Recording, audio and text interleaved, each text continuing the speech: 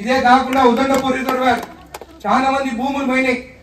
మొన్న మాట్లాడిన కలెక్టర్ గారితో పాపం వాళ్ళ భూములు పోతే వాళ్ళకి 6,50,000 రూపాయలు వస్తే వాళ్ళ అకౌంట్ లో పడినప్పుడు చుట్టుపక్కల భూములు ₹1 కోటి. వాళ్ళు మన కోసం నీళ్లు రావాలని చెప్పి వాళ్ళ భూములు పోతే ఈ రోజు వాళ్ళు రోడ్డు పాలనైన పాత గవర్నమెంట్ పట్టించుకోలేదు. పాత రాజకీయ నాయకులు ఆ కాంట్రాక్టర్లు కమిషన్లు ఇస్తారా అని చూసినారు తప్ప వాళ్ళ గురించి మాట్లాడలేదు. నేను అసెంబ్లీలో మాట్లాడినాను, నేను అడిగినాను, సీఎం గారిని అడిగినాను, ఒకటే అన్నాను, ఉదండపూర్ రిజర్వాయర్ వస్తుందంటే వాళ్ళకి R&R ప్యాకేజ్ ఇప్పుడు రేటు పెంచియండి, లేదు అంటే ధైర్యంగా చెప్పినారు ప్రతి పేదవానికి రైతుకి ఎవరు భూమి అయితే తీసుకోమో ఆ భూమి తిరిగి ఇయ్యాలని చెప్పి సీఎం గారికే చెప్పినాను. నేను అప్పుడు సీఎం గారు చెప్పినారు లేదు ఖచ్చితంగా R&R ఇంప్లిమెంట్ చేస్తాము, ఇప్పుడు నిధులు రిలీజ్ చేస్తున్నాం అని చెప్పినారు. కలెక్టర్ గారితో మాట్లాడాను. 2 ఏళ్ల కింద ఇచ్చిన అవార్డు వాళ్ళకి ఈరోజు రేట్లు పెరిగినాయి.